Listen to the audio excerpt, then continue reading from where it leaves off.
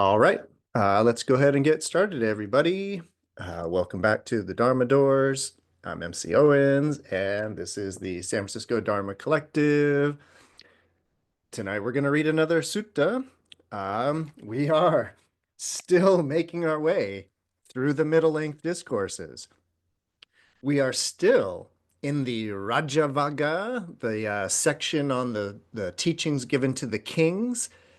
We're moving on to Sutta number 87, the Piyajātika Sutta, which means Jatika, born of Piya. Piya is the beloved. It can mean it can be Piya, meaning a husband.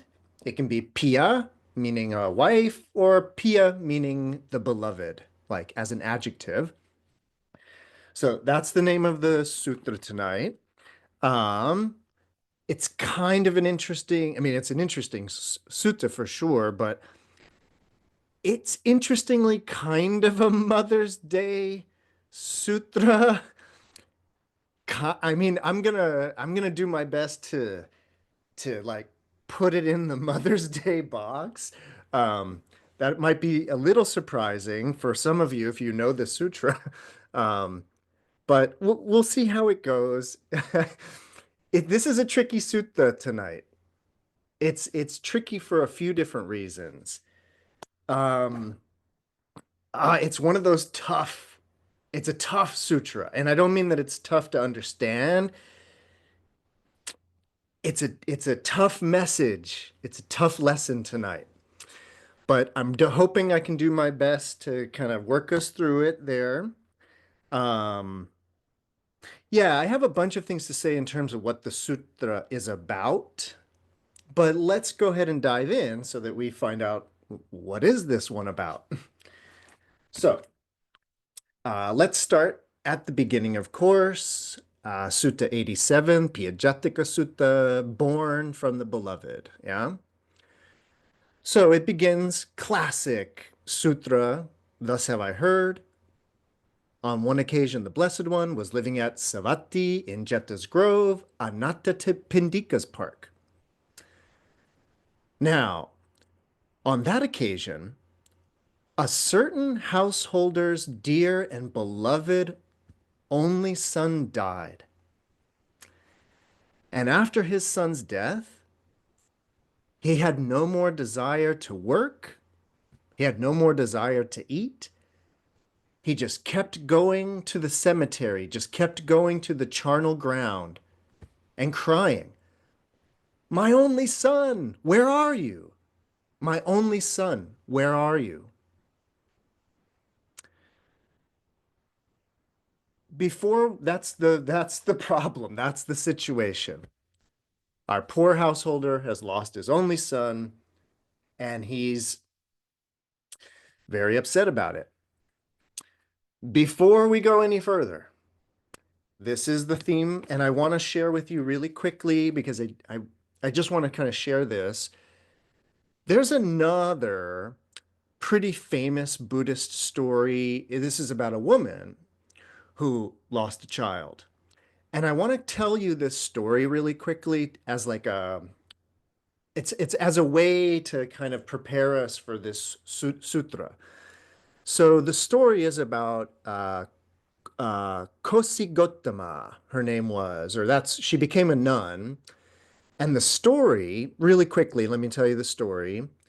So this woman who becomes known as Kosi Gotama sadly loses a child. I think it was a daughter, and she too goes wandering around asking if anybody has seen her daughter, and is basically is we would call it the stage of denial.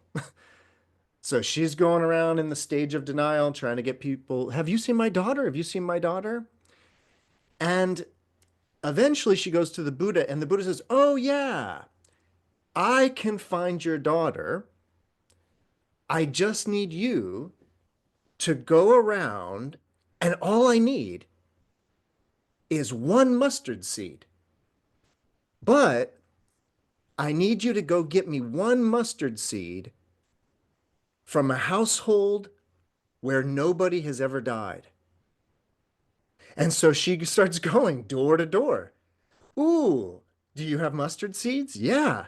Have you suffered loss in this household? We have. So she goes to the next door and the next door. And at a certain point, she realizes she's not the only one who has ever lost a child or whoever has lost a loved one. And at that moment, the story is that she totally understands why the Buddha sent her on this kind of wild goose chase, and she converts and becomes a nun. So that's kind of a famous Buddhist story, and that the story of going to find a mustard seed from a house that has not experienced loss. It's kind of it's a famous kind of go-to Buddhist way of thinking, especially about loss. Tonight's sutra is obviously about loss, and it's going to be sort of similar to that story.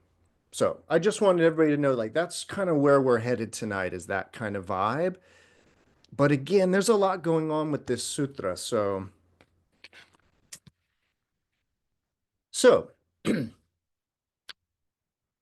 then that householder who lost his only son, then that householder went to the Buddha, went to the Blessed One.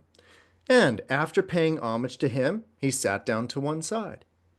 And the Blessed One said to him, "Householder, your faculties are not those of one who is in control of his own mind. Your faculties are deranged." And the householder replied, "How could my faculties not be deranged? For my dear and beloved only son has died. Since he died, I have no more desire to work or to eat. I just keep going to the charnel grounds and crying, 'My only son, where are you? My only son, where are you?'" And the Buddha replies,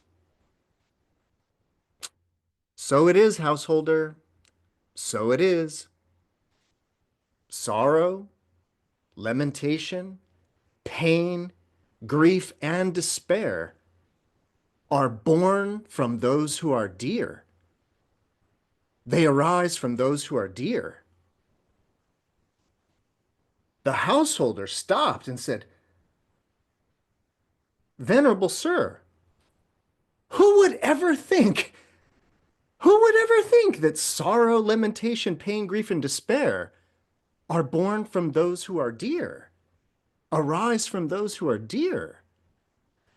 Venerable sir, happiness and joy arise and are born from those who are dear. Happiness and joy arises from those who are dear." Then, displeased with the Blessed One's words, disapproving of them, the householder rose from his seat and left.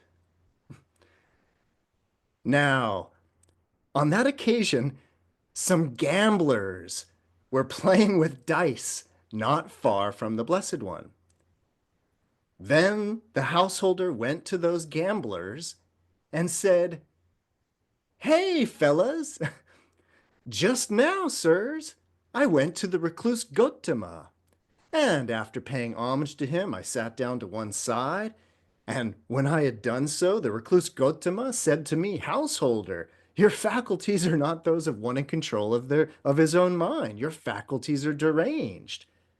And I said, 'How could my faculties not be deranged? I just lost my only son.'" And then the Buddha said this crazy thing. He's saying this to the gamblers. He's like, and then the Buddha said this. Can you believe this guy? He said, "Sorrow, lamentation, pain, grief, and despair are born from those who are dear to us, arise from those who are dear." Can you believe that? Yeah, no. "Venerable sir," I said, "happiness and joy are born from those who are dear, arise from those who are dear." So, displeased with the recluse Gotama's words, disapproving of them, I rose from my seat and left. And the gamblers replied, "So it is, householder. So it is. Happiness and joy are born from those who are dear. Arise from those who are dear." All right, so that's sort of the first part, and I want to talk a little bit quickly about the actual language that's going on here. So this is the Buddha's response to the poor householder who lost his son. It says, "Yep, that sucks." And it's coming from the beloved, from the Pitya. Yeah, that's the Piya, the name of the sutra, right? It comes from the beloved. And the guy can't believe this. And really quickly, I want to walk you through these words. So it's this big, long conjunction, and it's sorrow, lamentation, pain, pain, grief, and despair. And what we need to know, or what we kind of want to keep in mind, is that that particular conjunction, so it's shoka parideva dukkha domanassa upayasa.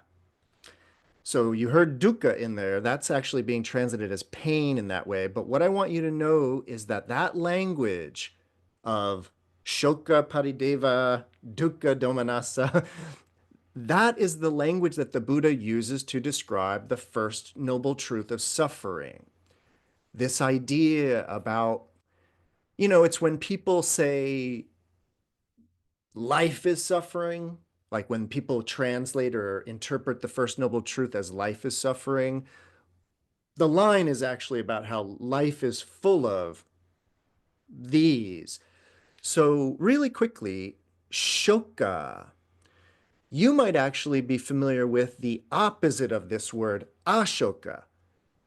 So ashoka means no sorrow, no despair. Well, that's because shoka means sorrow, despair. It's like grief in that way. It's shoka is very much like what one is experiencing when you suffer the loss of a loved one. That kind of grief, that's shoka. So that's the first of these. Parideva.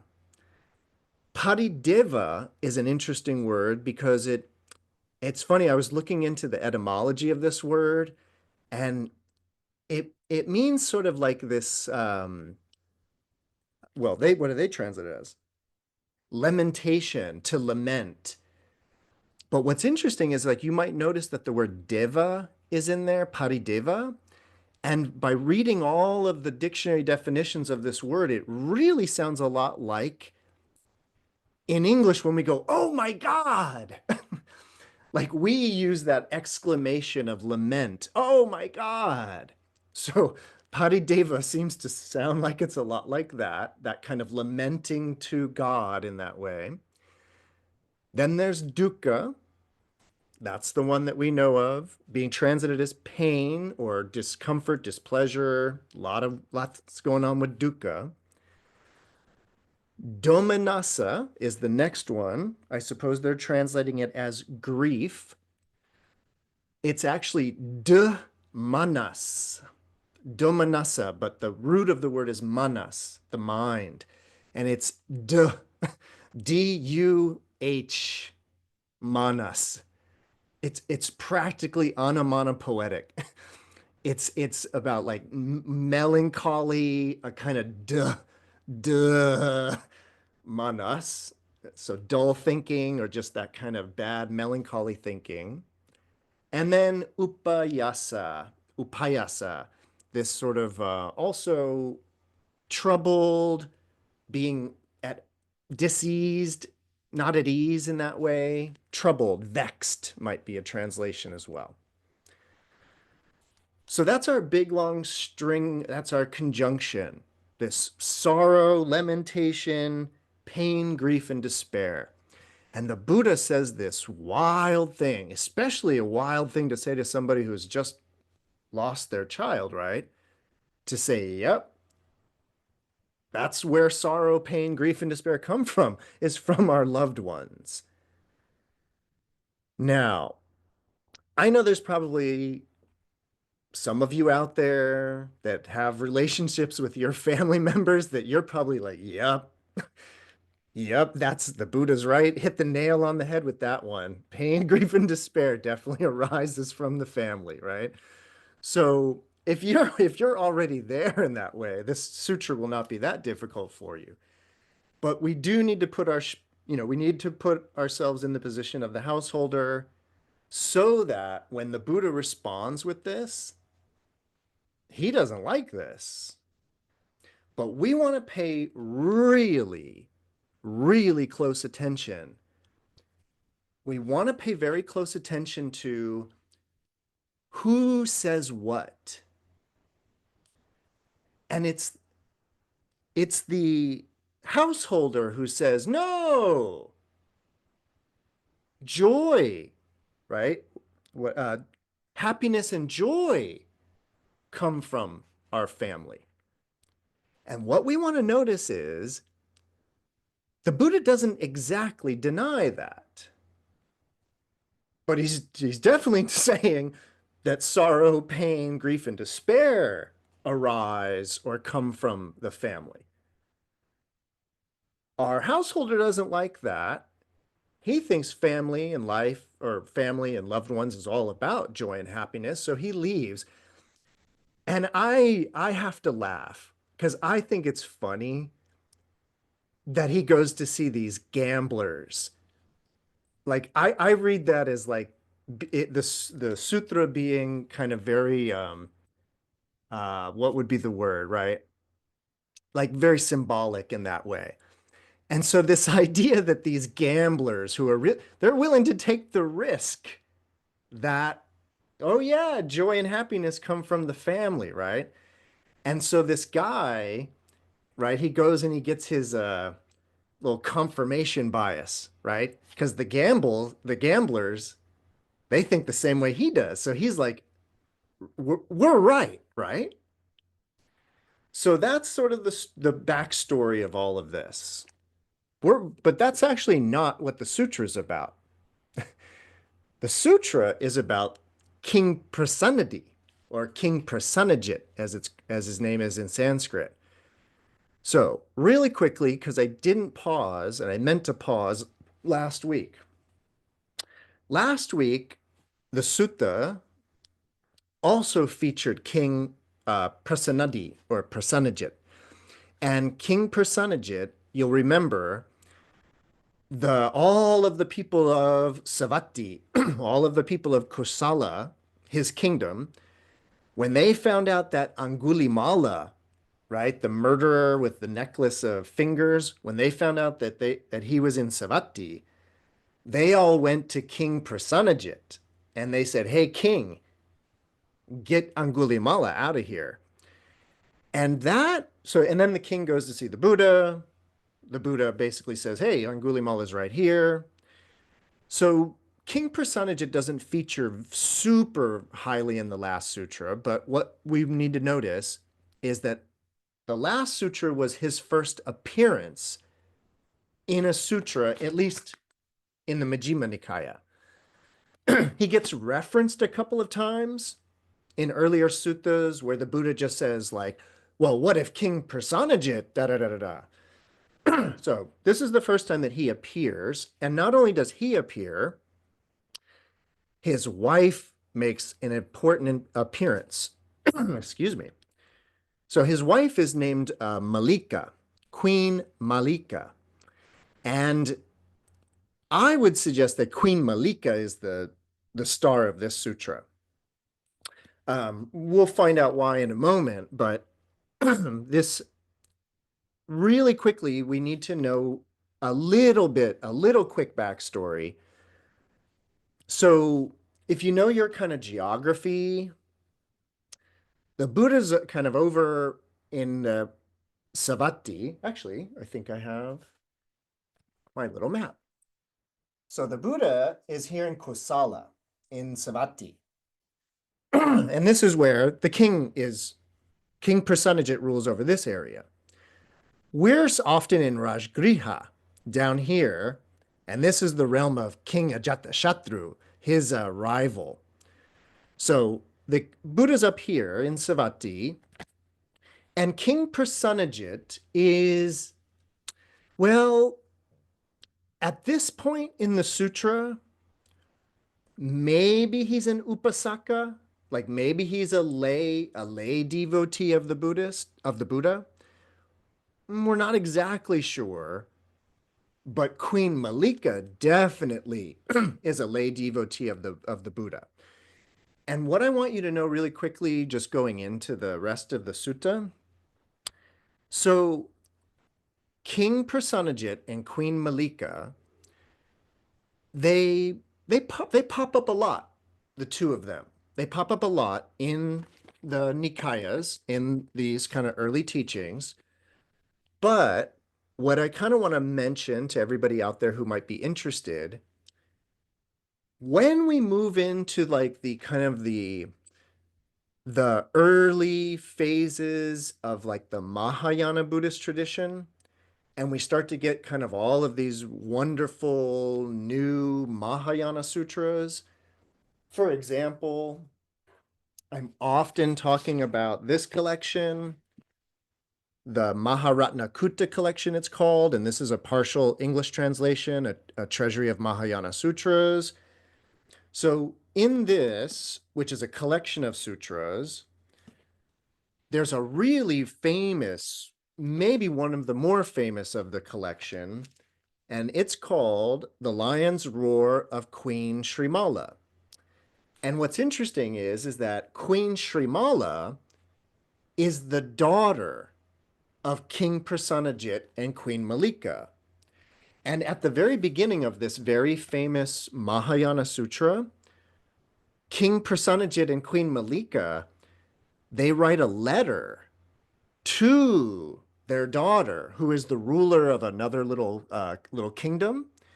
And basically their letter is about the Buddha and like how great the Buddha is. And from the letter, Queen Srimala kind of converts to Buddhism, and then the rest of the sutra is her teaching. It's not even the Buddha teaching, it's her. And the reason why I'm kind of mentioning, excuse me, the reason why I'm mentioning the Queen Srimala is in a lot of these sutras, like I think I counted 4 or 5, and I just made a quick pass through. In many of these sutras, it's King Prasanajit and Queen Malika, but they have all these different daughters. And so there's a Ashoka Sutta. Ashoka is the daughter of King Prasanajit, and she gives this amazing teaching, an amazing discourse.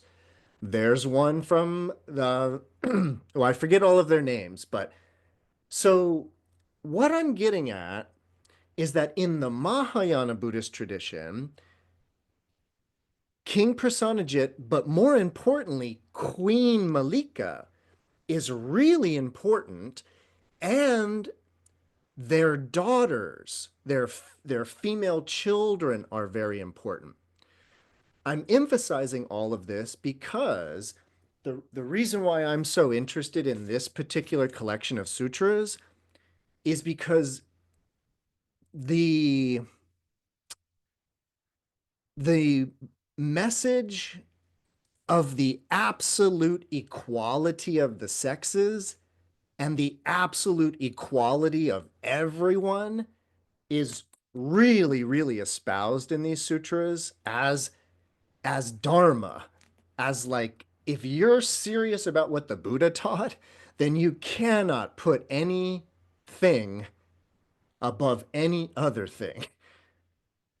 So these sutras take that message really far, and I find it actually really ultra radical that these some of these sutras have 8-year-old girls expounding the sutra or expounding the teachings. If you study world religion, that's insane. to have not only a female teaching, but a child. Like they're considered in most religions to be the most, you know, uh, ancillary to this whole project.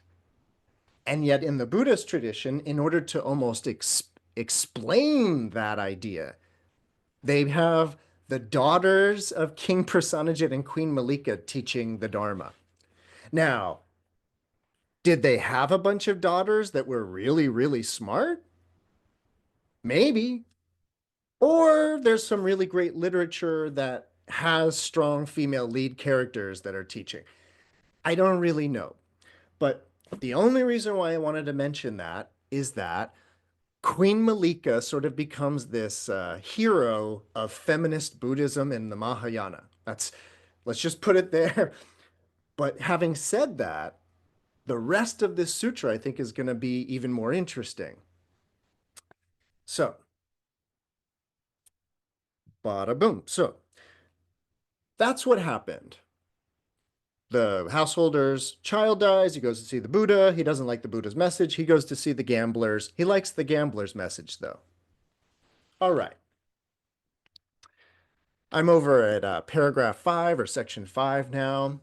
So this is sort of moving on to part 2 of the sutta. It says eventually, this story, the story that I just told you, it eventually reached the king's palace. Then King Prasanajit of Kosala told Queen Malika, "This is what has been said by the recluse Gautama. Malika, the Buddha said, sorrow, lamentation, pain, grief, and despair are born from those who are dear, arise from those who are dear." And what does Malika say? She says, "If that's what's been said by the Blessed One, so it is." And the king says, "No matter what the recluse Gautama says, Malika applauds it thus. If that's what has been said by the Blessed One, then so it is." Just like a pupil applauds whatever their teacher tells them, saying, "So it is, teacher, so it is." So too, Malika, no matter what the recluse Gautama says, you applaud it thus. If that's been said by the Blessed One, then so it is. Be off, Malika. Away with you. But then, Queen Malika addressed the Brahmin Nalijangaha, saying, "Come here, Brahmin. Go to the Buddha, go to the Blessed One, and pay homage to him in my name with your head at his feet, and ask whether he is free from illness, free from affliction. Ask if he's healthy, strong, and abiding in comfort. Say to him, 'Venerable Sir, Queen Malika pays homage with her head at the Blessed One's feet, and asks whether the Blessed One is free from illness, free from affliction, and is strong and is healthy and abiding in comfort.' And then say this to him, 'Venerable Sir, have these words been uttered by the Blessed One? Sorrow, lamentation, pain, grief, and despair are born from those who are dear and arise from those who are dear? Learn well what the Blessed One replies and report it all to me. For Tathagatas do not speak untruth.' 'Yes, madam,' the Brahmin replied, and he went to the Blessed One and exchanged greetings with him. And when this courteous and amiable talk was finished, he sat down to one side. And he said, 'Master Gautama, Queen Malika pays homage with her head at the master's feet, and asks whether he is free from illness, free from affliction, is healthy, strong, and abiding in comfort.' And she says this, 'Venerable Sir, Have these words been spoken by the Blessed One? That sorrow, lamentation, pain, grief, and despair are born from those who are dear? Arise from those who are dear? And the Buddha replied, so it is, Brahman. So it is. Sorrow, lamentation, pain, grief, and despair are born from those who are dear. It does arise from those who are dear. And then the Buddha elaborated. It can be understood from this, Brahman, how sorrow, lamentation, pain, grief, and despair are born from those who are dear, arises from those who are dear. Once, in this very same Savatthi, there was a certain woman whose mother died. Owing to her mother's death, she went mad, lost her mind, and wandered from street to street and from crossroad to crossroad, saying, have you seen my mother? Have you seen my mother? And it can be understood from this, how sorrow, lamentation, pain, grief, and despair are born from those who are dear, arise from those who are dear. Once, in this very same Savatthi, there was a certain woman whose father died.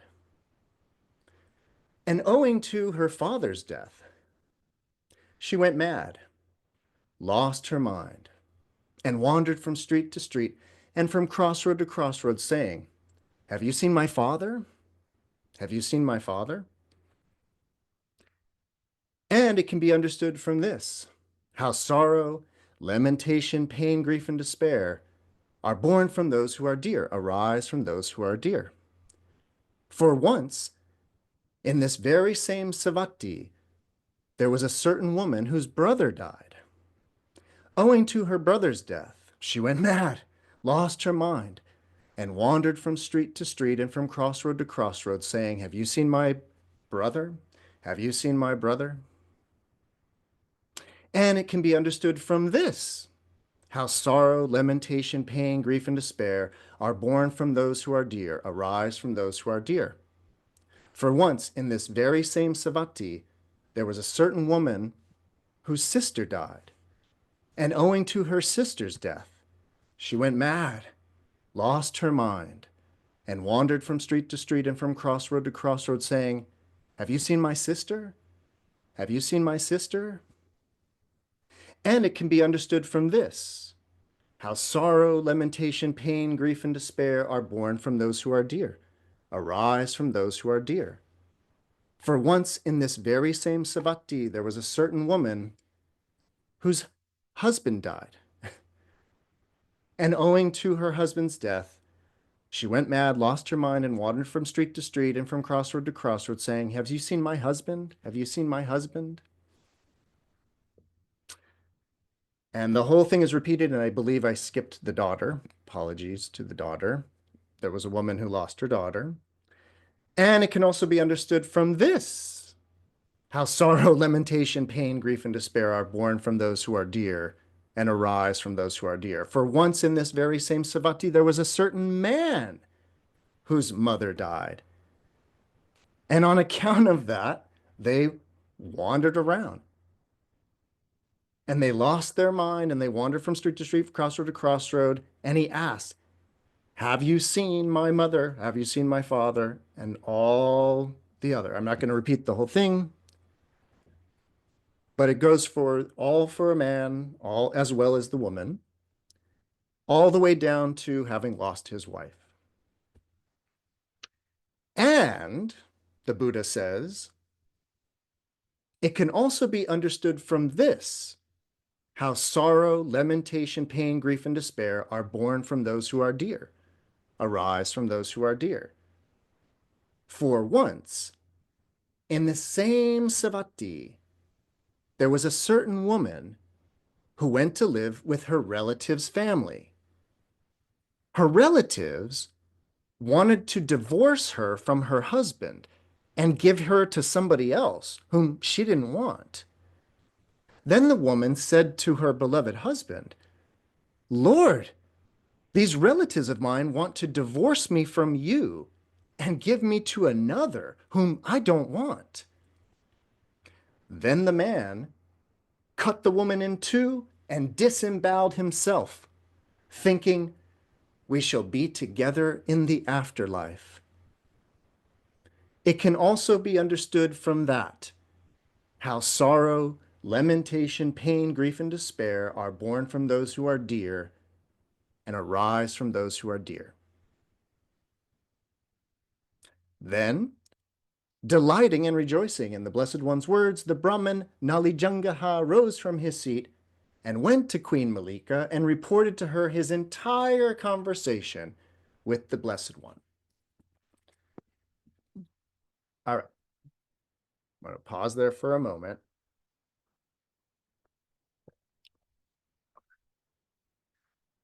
So I wanted to pause for a moment because I didn't have a chance, or I didn't read all of the variations of that part, right? Where it's about a woman losing all of her relatives, right? Father, mother, brother, sister, son, daughter, husband. And then the same thing with a certain man who loses father, mother, brother, sister, son, daughter, wife. And what I kind of wanted us to notice, and because I didn't read them all, we might not have noticed, but I wanted to at least make an attempt to read all of the ones for a certain woman, because I wanted us to notice how these suttas are kind of working, because I wanted you to notice how the sutra basically turns into a kind of a meditation on loss, right? Because as you're sitting there sort of being subjected to hearing this again and again and again, and we've seen this with a lot of sutta, or almost all the suttas, right? That at a certain point, about midway through the sutta, you'll get a really, really repetitive section. And that repetition is basically, it's kind of hypnotic, but it's very meditative. And it basically, the sutta becomes a little mini meditation.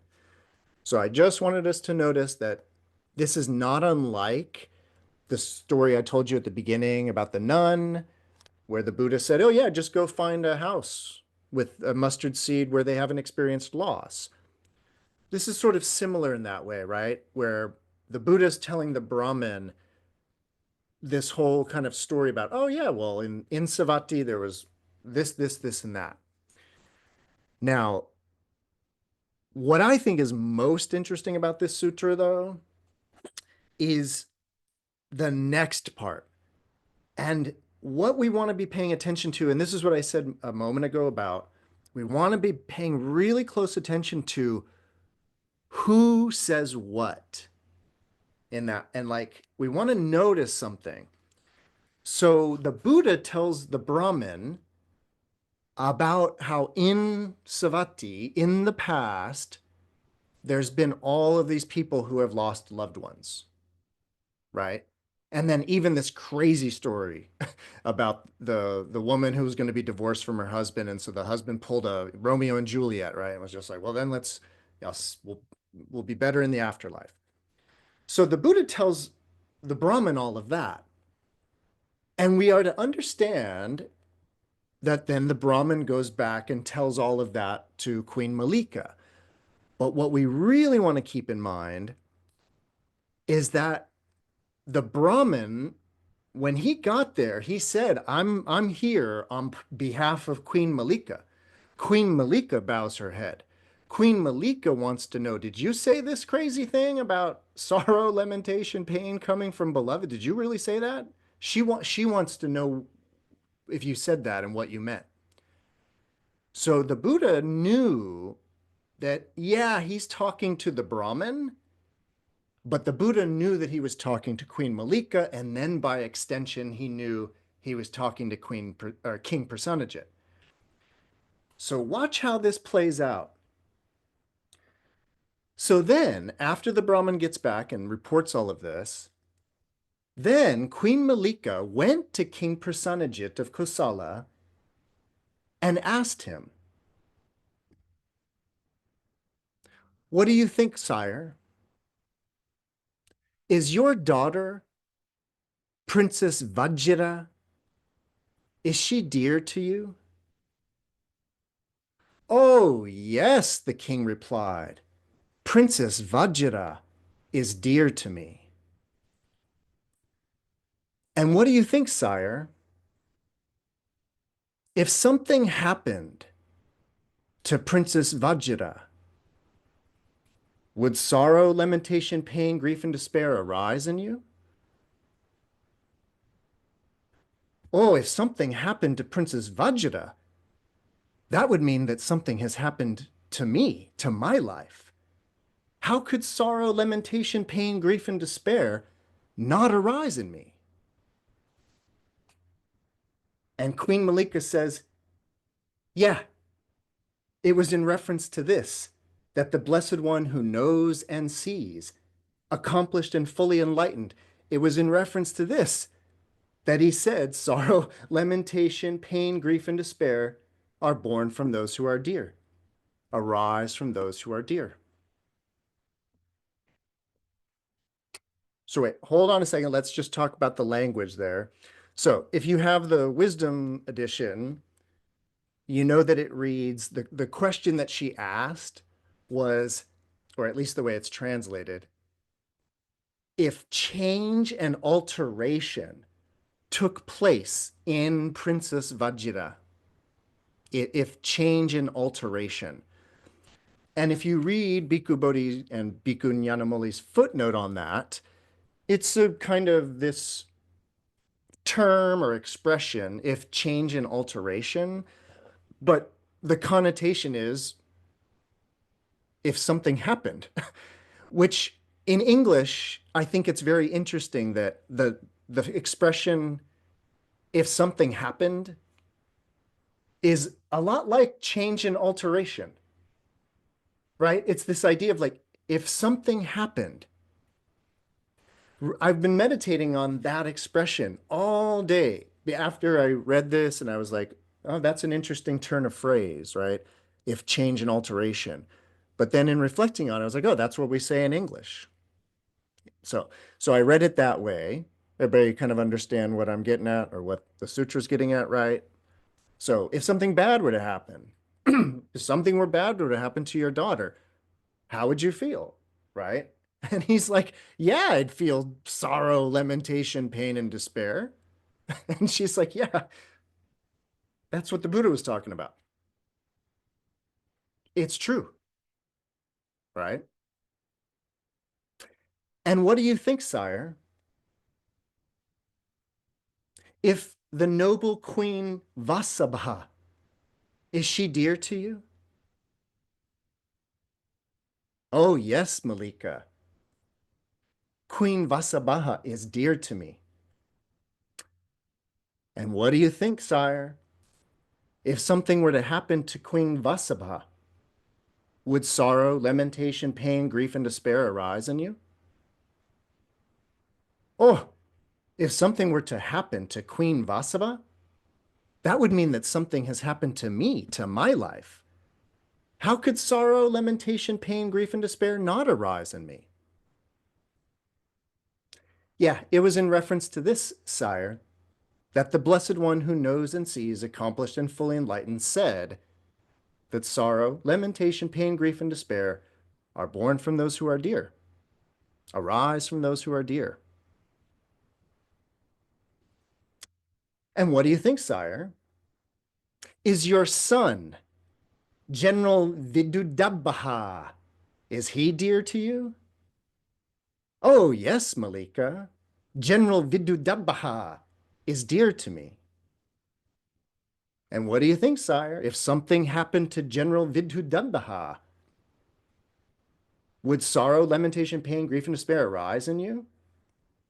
Oh, if something happened to my son, General Vidudabbaha, how could something not happen to me? How could sorrow, lamentation, pain, grief, and despair not arise in me? Well, it was in reference to that, sire, that the Blessed One who knows and sees, accomplished and fully enlightened, said that sorrow, lamentation, pain, grief, and despair are born from those who are dear, arise from those who are dear. And what do you think, sire? Am I dear to you? Yes, Malika, he said, you are dear to me. And what do you think, sire, if something happened to me? Would sorrow, lamentation, pain, grief, and despair arise in you? Ah, if something happened to you, then something would happen to me, would happen to my life.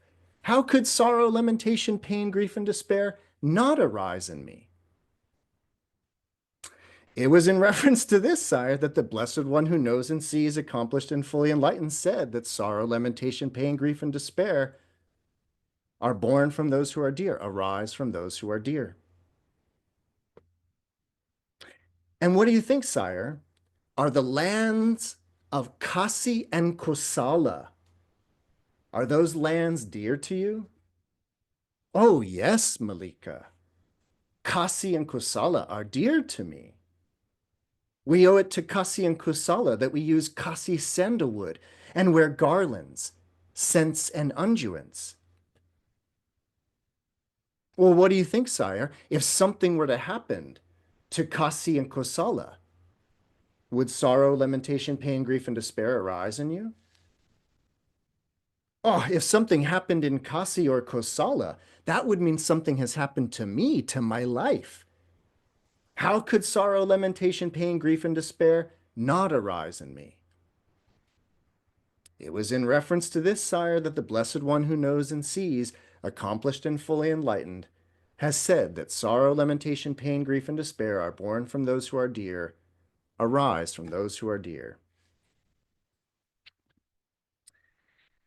And with that, the king says, it is wonderful, Malika. It is marvelous how far the Blessed One penetrates with wisdom and sees with wisdom. Come, Malika, bring me the ablution water. And then King Prasanajit of Kosala rose from his seat and arranging his upper robe on one shoulder, he extended his hands in reverential salutation towards the Buddha, towards the Blessed One, and uttered this exclamation 3 times. Namo Ami Buddha, right? Praise the Buddha. Praise the accomplished and fully enlightened one. Honor to the Blessed One, accomplished and fully enlightened one. Honor to the Blessed One, accomplished and fully enlightened.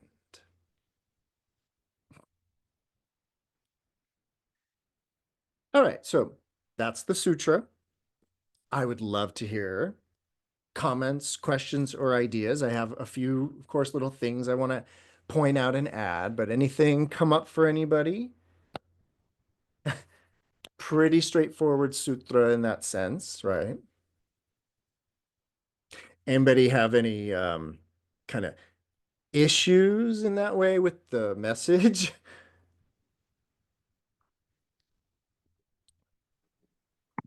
Definitely. Can you hear me? Yes, yep. Oh, yeah. I appreciate your trigger warning in the beginning. It's a hard message, and you frame it really well. And yeah, you know, I have an issue with that, and but it's so true that it goes penetrates because we can do it with objects, of course, but when you go to not just life, but our positive attachment goes to those. And that's the brilliance I want to say, that there is no negation of the importance of belonging. There is no negation of that belonging is important, vital, safety, secure. And it's not to this nihilism, don't love. That's not the message. It's love, but know how to stop and the grief from hurting you. Do the grief. Right? Grief is part of it, is acknowledgement of it. I think it's hard message, but I think also, I don't know if it's just me, but there's a hilarious sense of humor there.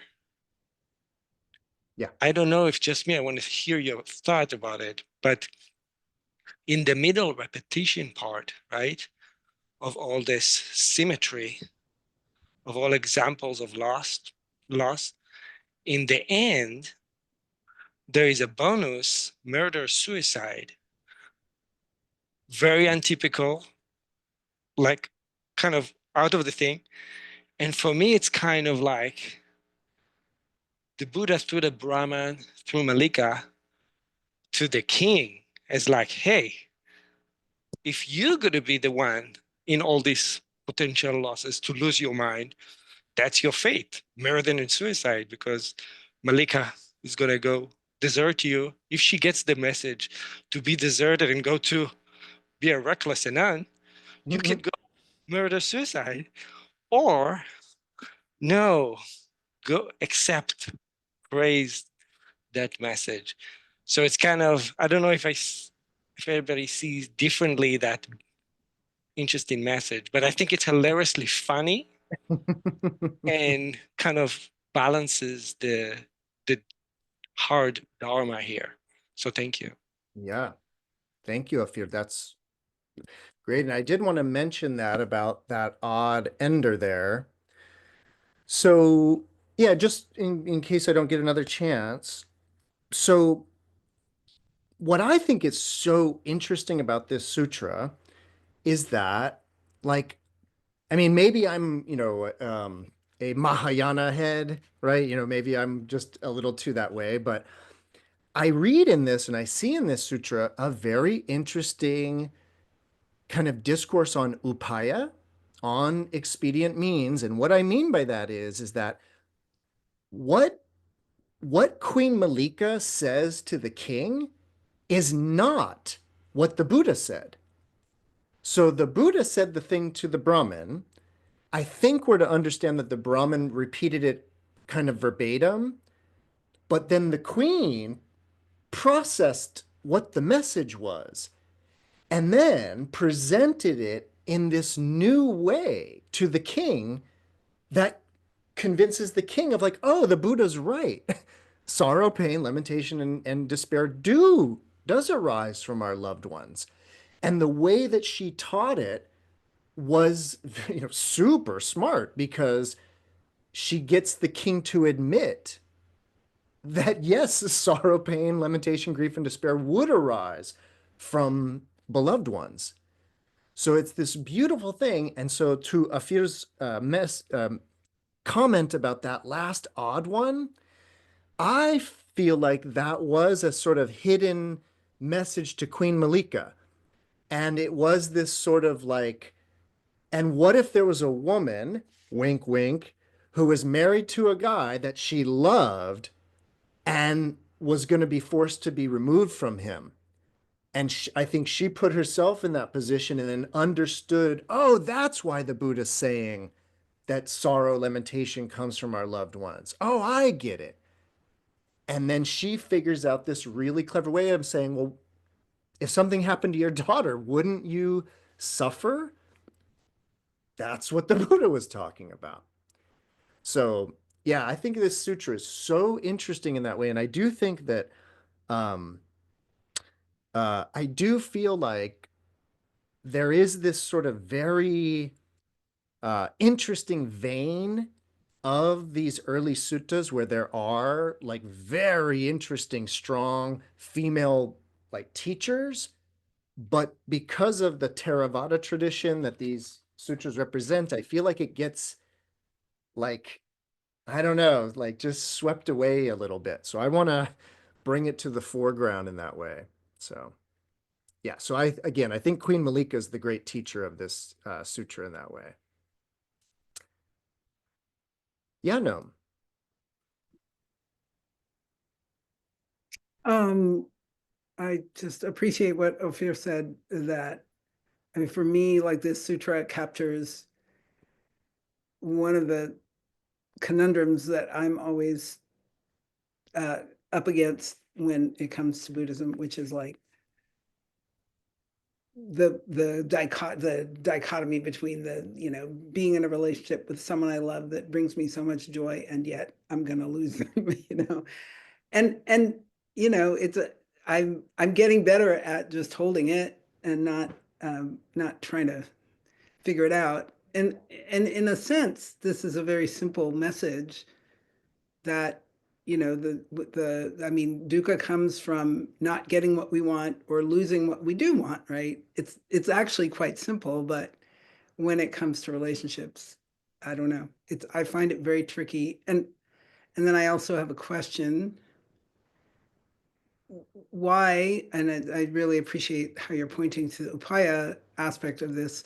So for that, along those lines, why didn't Queen Malika just go to the Buddha herself? Why did she send this guy, this wise guy? Yep.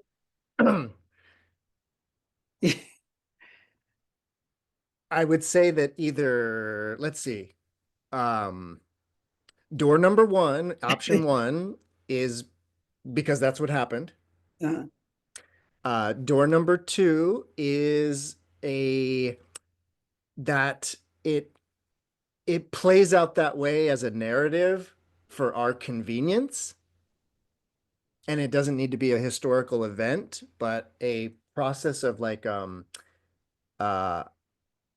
because I do think what's going on in this sutra is an interesting it's an interesting thing about information being conveyed, if you know what I mean. Then we see the contrast between that he conveyed the information verbatim and she got it. Yeah. And I think it wants us to see that. I think it really wants us to see that this was the message that the Buddha gave, and this is what Malika said to her husband, and they're different. And I think if they had skipped that intermediate, we would have seen it maybe also, but this way we saw that, the contrast. Thank you. Yeah. Mm-hmm. It also shows that the Brahman could be in denial too. This kind of, I'm not going to give you this answer, which is because a lot of people are like, as you said earlier, not talking about it. It's a hard truth. And on that note, by the way, that idea of the hard truth, I want to kind of, so I was trying to find it. I dug around, I couldn't exactly find it, but I remember there was a sutta that we did weeks, if not months ago. It was from this collection, but it was a while ago.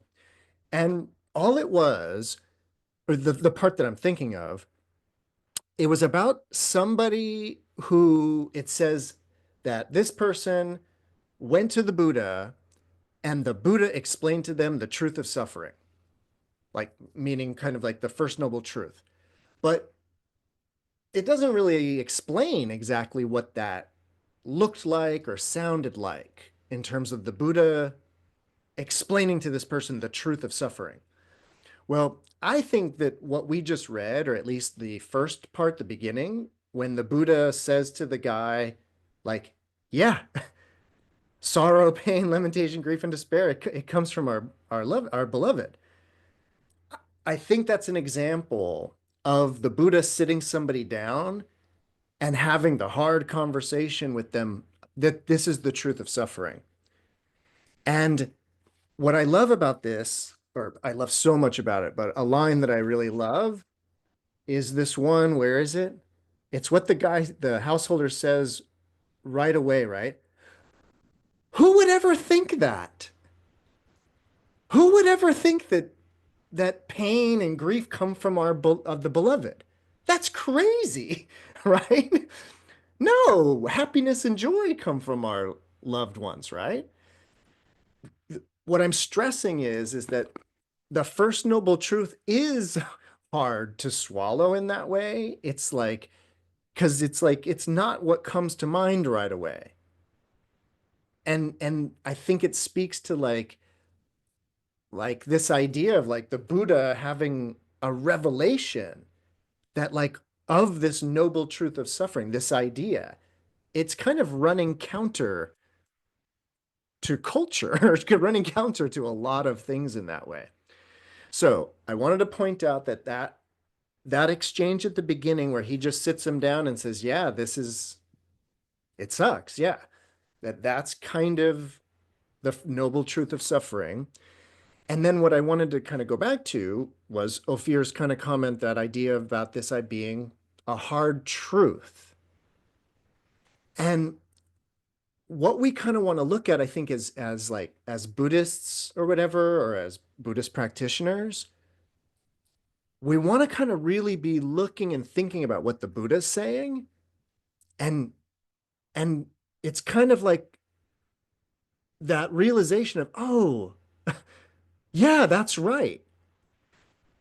Pain, grief, and despair, they're not just coming out of nowhere. They're not just, woo, I'm sad today or whatever. Like these things have causes.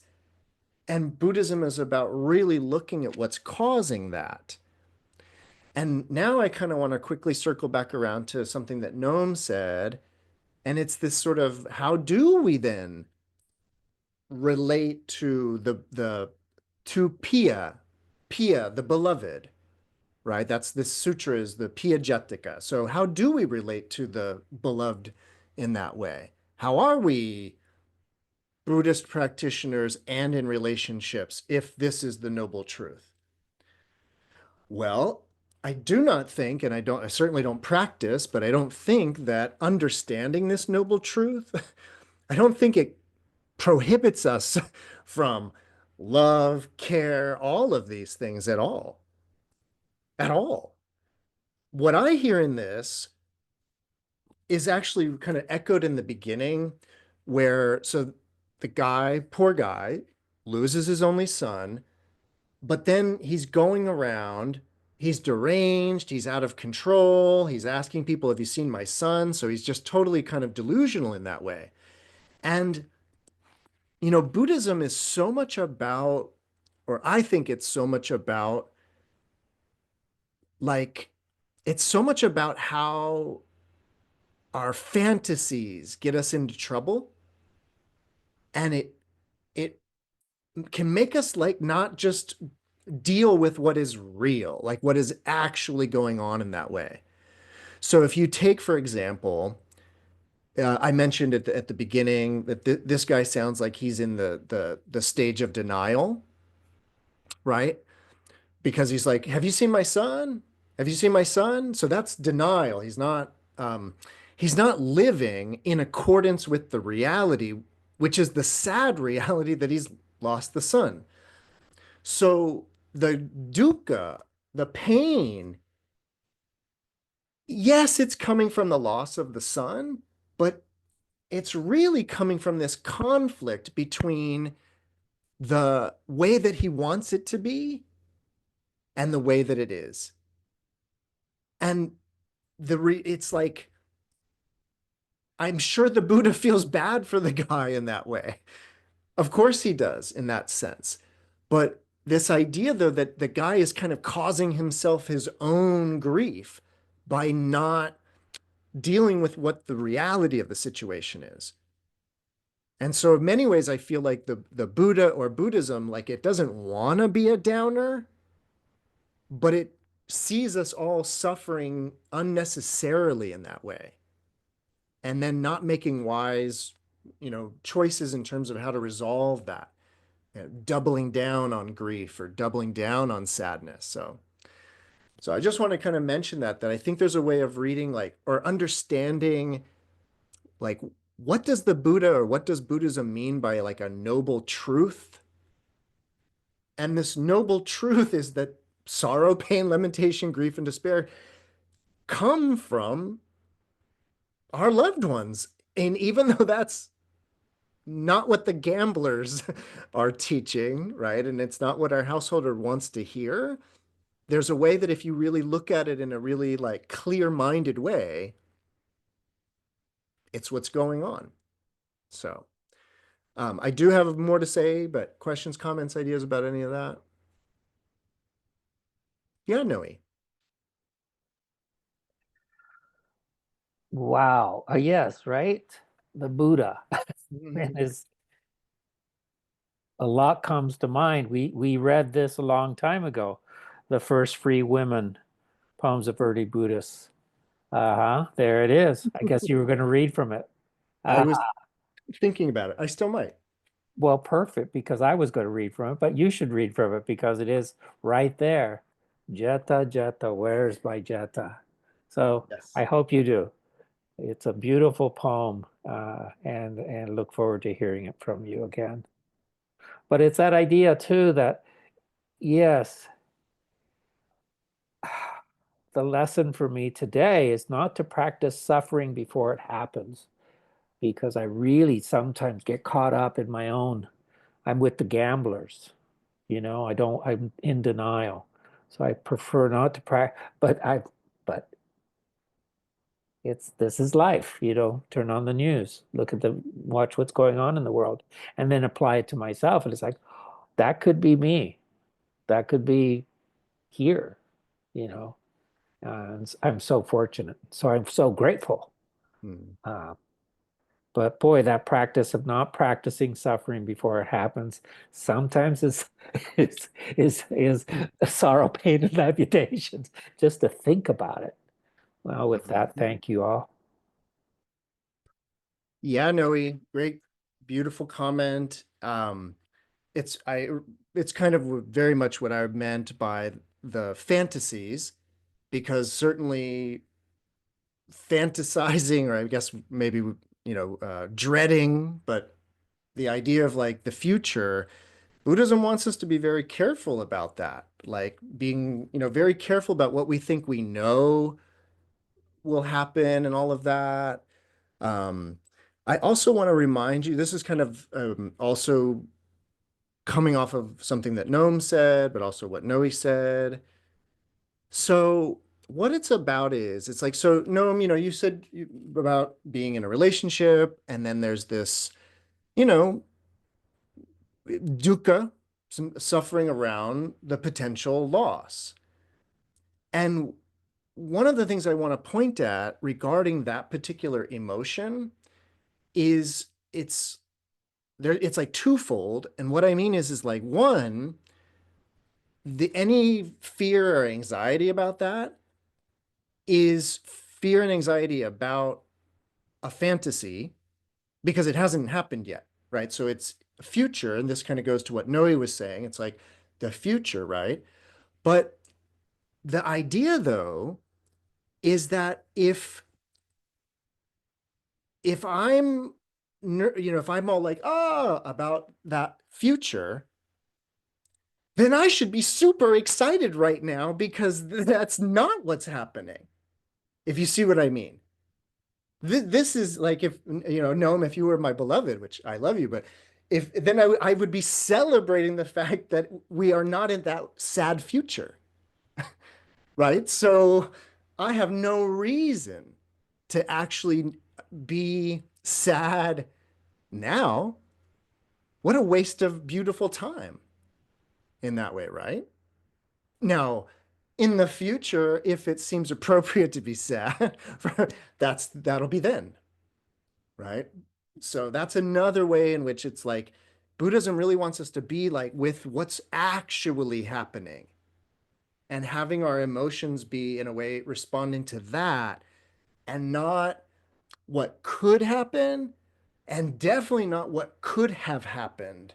That's like the worst, right? Because that's like, yeah. So, by the way, because we have time, I could only find her one. So if you don't know this book, by the way, The First Free Women, one of my favorite books. What this is a partial, once again, partial, not complete. It's a partial translation of this book, the Therigatha. So these are poems of the Arahats, but the female Arhats. So the Bhikshunis, the enlightened women. This version is the entire Therigatha. This one is a very academic, this is, Harvard University Press, about as academic as you can get. Page 41 in this one, Noe? Awesome. But what you should know is that this is a newer translation that came out kind of in the 2000s. Quickly, sorry. So yeah, this came out this must be a repress, but came out in the 2020 era. 41, did you say, Noe? Mm-mm. So this is the poem for the nun that I mentioned at the beginning of the talk, Kisa Gotami. Gotami is like, you've heard of Gautama, the Buddha's name, Gautama. Well, the female version is Gotami, and Kisa Gotami means the skinny Gotami, right? So she's the skinny one. And this is her poem. Again, you'll find her poem here, but I'm reading the one from here. And Noe, this is different. Yeah, okay. So this is her poem. A child dead, and a mad search for a magic seed. It's a story as old as dust. Be brave, my sisters. The day will come when you run from house to house. People will meet you at the door, look you in the eye, and they won't let you in. I'm sorry, they'll say, but we can't help you. Listen. When everyone you love is gone, when everything you have has been taken away, you'll find the path, waiting underneath every rock on the road. These are the words of Kisa Gotami. So, allusions to the story I told you about the mustard seed. Beautiful ending there. Yeah, so. Again, oh, and by the way, and then if you're really into this stuff, you can get this book, The First Buddhist Women, which is sort of both a study of the Therigatha book that I just mentioned and a partial translation. So, any other comments, questions, or ideas? Noe? May I ask you to read The Earth on page 41? I would gladly read that one. Because in that one, you'll see there's hope a little bit. Please, thank you. Ubbidi. So this is from a nun named Ubbidi, or at least that's the name of the poem, The Earth. How many days and nights do I wander the woods, calling your name? Jiva, my daughter! Jiva, my heart! Late one night, finally exhausted, I fell to the ground. Oh, my heart, I heard a voice say.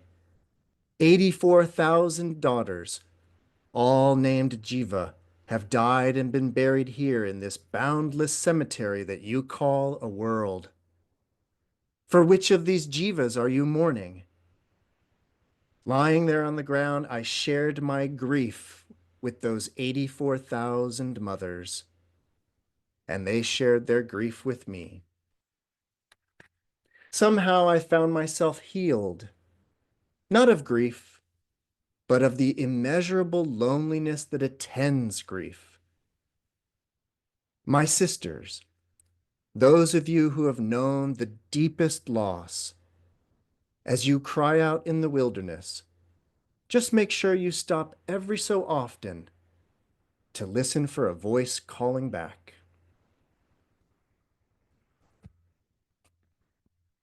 Oh, thanks, Noe.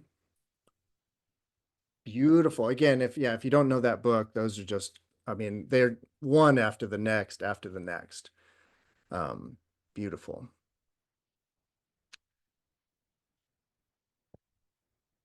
All right. Then I guess that's going to conclude this Dharma Doors. Little sutra, simple message, but an important one. Excellent.